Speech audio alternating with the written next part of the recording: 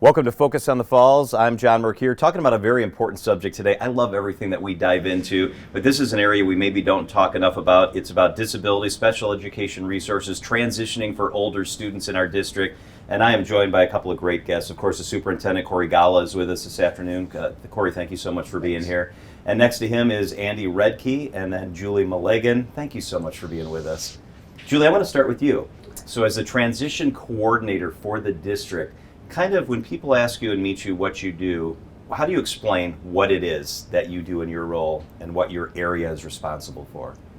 Thank you for having us. It tends to be a much broader conversation, but when I have to do my elevator speech, I basically say that I work with students and families throughout our district.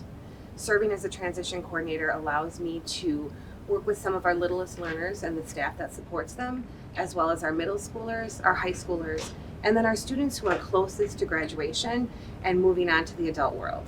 So when we talk about transition and those little ones all the way up to those that are getting ready to be done with school, when we say transition, what does that mean? Transition from what to what? What are you helping them bridge?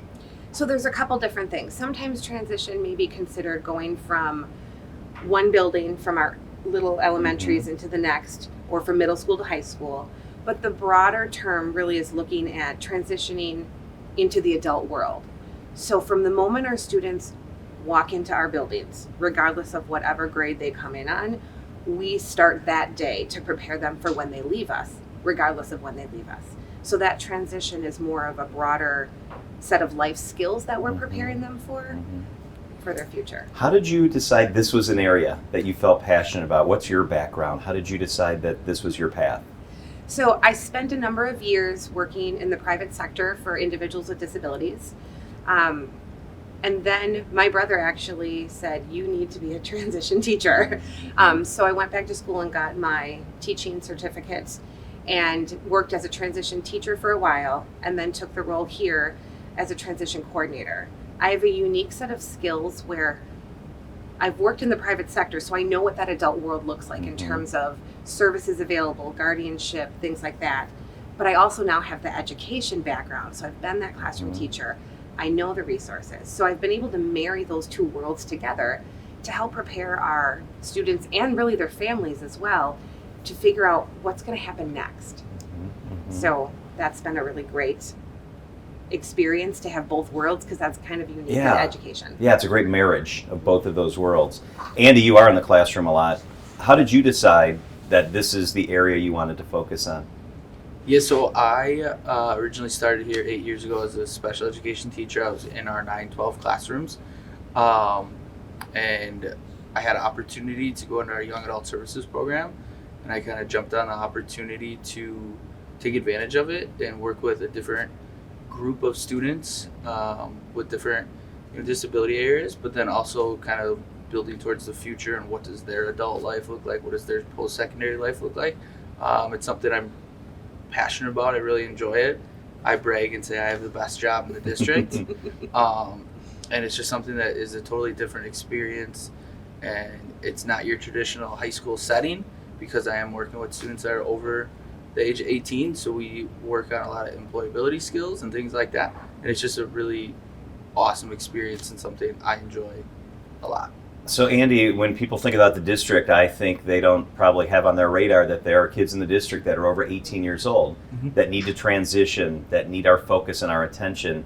What's that like day to day when you're working with kids that are older than anybody else in the district and do have certain needs that need to be met that are different than a traditional student? Yeah, it's totally different because we are in the high school, but I tell everybody in our room, we're just here. We aren't really a part of the high school. We don't follow the bell schedules. We don't go class to class. On a normal day, my students in my room are probably outside of this building 75% of the day. So for instance, in 20 minutes, I have a group of students that are going to go to Planet Fitness to work on healthy living lifestyles. They're going to work out with same age peers, doing anything a person from the age of 18 to 21 would do. We're just helping build their skills up to do that independently, and that's kind of one of our big goals, is to be healthy, but to be employable and have those functional skills to be successful in the community when they leave us. I'm so excited to talk about this, Corey, because we spent a lot of time talking about curriculum for little kids and all the learning skills that go with our littler population. But this is something we don't talk about enough. This transition part in the district, this sector of our population, why is this so important that we get this right? Yeah, I was excited too, and it was actually when Julie just sent an update on some work that she was doing, and I thought, boy, we really got to feature this because it's, what this program exemplifies, it really brings to light some key words and some sort of concepts we share, like, our mission to be there for all students. Like, they exemplify the commitment to all, because what they're doing is, we have programs like the Healthcare Academy serves a lot of students. They come through and we try our best to personalize, but their work is just, it's so personal. It's looking at, what are the strengths of each of these individual students? How can I help magnify those? How can I help them believe in themselves? How can I help them, be successful and really imagine themselves independent when they leave us? And that's so powerful, and it's great for those kids, but it's a great model for the rest of our system of how much we can accomplish when we just look at an individual kid and their gifts and what's possible for them. It must be cool, Corey, when you hear from families who have used this part of our service as a school district. A lot of us in the district don't know this exists, but when you hear from a family who has had meaningful change because of what we're talking about here, how cool is that? Yeah, I think it's amazing, and I hope that's how families feel. That's the sense we get from them. Is we talk about the concept of efficacy, which is really believing in students, believing that we can make a difference for students and help them find a better path. And I imagine that sometimes you have parents that might even need help believing that their child can be independent at some point. So they're coaching these kids, but they're also coaching these families, like, they're going to be okay. We're going to help them be successful, help them be independent, help them live, just really live a rich life. So it's awesome, and we certainly, it's an area where we get a lot of positives from those families. They obviously are working very close with Andy and Julie, and it's a great thing when you see them make that successful transition. Andy, without giving me any names, give me a success story or two. Tell me something really cool that you've been part of, that you've helped nurture. Yeah, so we actually had a student, he's in our program right now. He had a difficult 9 through 12 experience, really struggled in a traditional setting, attendance, and just a whole bunch of different barriers. So we decided as a whole team that he would kind of come into the 18 to 21 year old program, and it was probably a 2 to 2.5 year not struggle, not challenges, but just a work through for us to get this student in a position to where he would be successful in the community. Long story short, after 2.5 years, this student now is working 30 plus hours at a very large company in Menominee Falls with full benefits, paid time off, holidays. So it's really awesome. And if you knew this student where he started, and then when I tell people where he is now, they're like, no way, I don't believe you. That's awesome. And it is. It's such a cool experience. He comes in, once every other week to check in with us. We talk about things, and he's doing phenomenal. So that's been a really cool story right now. Man, I love that story. Julie, with our smaller populations that you touch, there must be stories like that too. It's obviously not going off to work, but meaningful work for our families. Sure. I think those successes come a little bit at a time as we go. But in addition to the young adult services that Andy works with under our 18 to 21 umbrella, last year I started a consortium group with 2 other districts, and we're working, it's called College Connect. And so we're working with students who want to go to college, have an IEP, and have finished all 4 years of their academic requirements for graduation, but the teams decided they may need a little bit more of a bridge between high school and college. And so our pilot year, we had 7 students who earned 69 college credits. Wow.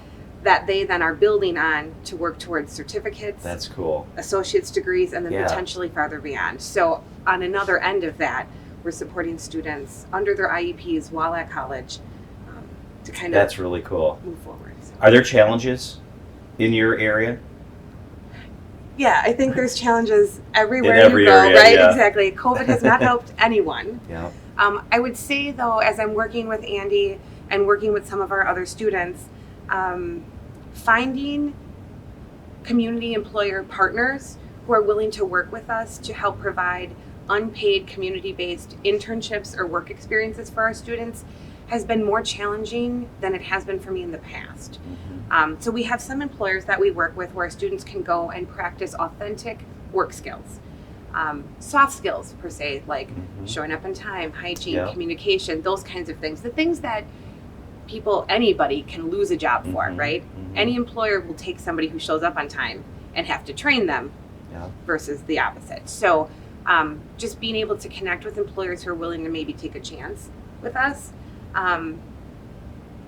I think that's what we're running into right now is our biggest challenge. Is that kind of the biggest challenge you see, Andy, along those same lines? Yeah, and obviously with the current state with COVID and things like that, at one point, pre-COVID, we had probably about 6 different employers that we were going through, and we would rotate through, and we'd have a litany of different experiences that our students would be able to go through, and now obviously everybody's doing what they think's best and for their company. So some places we're not able to go back to, and that's just the reality of the situation. But I think it just speaks to the students that we have in our program to be flexible and adapt through all of these different changes, and they've handled it well. And Julie and I have worked together really closely to maximize the opportunities we have. But yeah, that's probably one of the bigger challenges we've had this past couple of years. Corey, I know you and your teams work hard to partner with good companies and businesses in our community. How important is that partnership, that we as a district,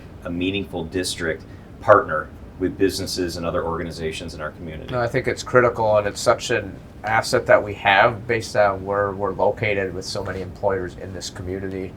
Those partnerships help us understand the changing world of work. Educators, Julie's unique. I mean, educators, many of us have been in schools essentially our whole life. So the more we can connect, the more we can understand that world of work and how that's changing. And the more they can learn from us, because I think what Andy and Julie have to do is to coach that same level of belief in those employers of, reimagine their work, reimagine what type of people might be successful in that work, how these students can really serve them and help their organization. It's a two-way street. It's such an important topic, and we've kind of barely scraped the surface. Julie, is there a website, or where can people get more information if they want to find out more information about the great work you guys are doing?